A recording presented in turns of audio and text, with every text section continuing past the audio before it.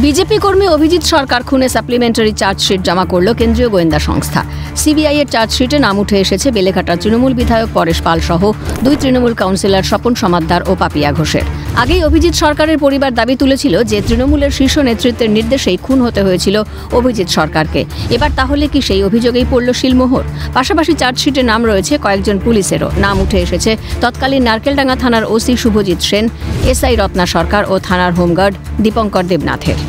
বা পরেশ পালের জেতার সম্ভাবনা হয়ে গেল, তখন ওখানে বোম মারা শুরু হলো। পার্টি অফিসে, এনজিও অফিসে বোম মারলো। তারপরে পুলিশ সেখানে দাঁড়িয়ে, তারপর তারা ঢুকলো, আমাদের মারধর করলো, পার্টি অফিস সব ভাঙচুর করে দিল। আমরা প্রাণ বাঁচাতেই বাড়িতে এলাম।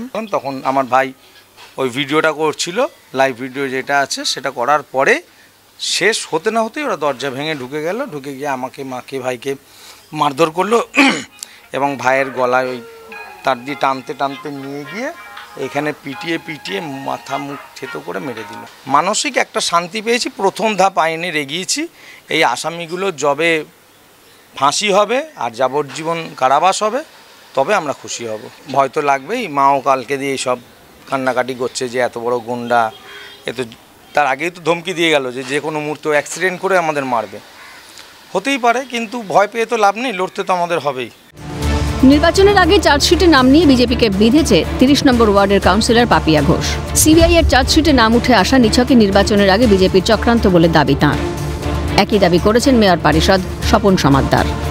আমার মনে হয় এই রাজনৈতিক দলটার এটাই উদ্দেশ্য যে ওরা তাদের ভোটটাকে কিভাবে গেইন করতে পারবে বা কিভাবে আমাদের হেনস্থা করতে পারবে। তাই আবারও ভোট আসছে, ওরা ওদের স্ট্র্যাটেজি নিয়ে মাঠে নামার চেষ্টা করছে। যে এরকম করে হয়তো ভাবছে যে আমাদের দমিয়ে ফেলা যাবে বা ওরা আমাদের ভোটটাকে নিয়ে নিতে পারবে। সেই কারণেই এই রাজনীতি প্রণোদিতভাবেই ওরা এটা করার চেষ্টা করছে।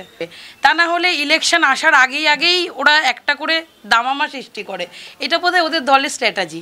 যে কমপ্লেনার তিনি পুলিশকে বিভিন্নভাবে হ্যাকেল করেছেন, পুলিশকে ভয় দেখাচ্ছে, সিবিআই অফিসে গিয়ে ধর্নায় বসছে, সিবিআই অফিসারদের প্রতি আস্থা রাখতে পারছে না, সত্য ঘটনা তারা বিশ্বাস করতে পারছে না, মেনে নিতে পারছে না। এখন তাই জন্য তাদেরকে প্রেসার ক্রিয়েট করে, পার্টিগতভাবে প্রেসার ক্রিয়েট করে এটা করতে পারে। একদিকে মানুষকে ব্ল্যাকমেল করছে, আর অপর দিকে পলিটিক্যালি ইনফ্লুয়েন্স খাটিয়ে এই কাজগুলো করার চেষ্টা করছে। কিন্তু আমি তো জানি যে আমি ছিলাম না। তথ্য প্রমাণ যদি থাকে তো কোর্টে প্রডিউস করবে, কোর্ট উইল ডিসাইড কি হবে না হবে। চার্জশিটে নাম উঠে এসেছে তৃণমূলের একাধিক নেতৃত্বের। তাহলে কি অভিজিৎ সরকার খুনের পিছনে হাত রয়েছে শাসক দলের? 2021-এ নির্বাচনের পর ঠিক এখানেই অভিজিৎ সরকারকে খুন হতে হয়েছিল। দীর্ঘ লড়াইয়ের পর কোথাও গিয়ে পরিবারের তরফ থেকে বলা হচ্ছে যে তারা তাদের লড়াই চালিয়ে যেতে পারছেন, তারা তাদের লড়াইয়ে কিছুটা হলেও তারা সুফল পেয়েছেন।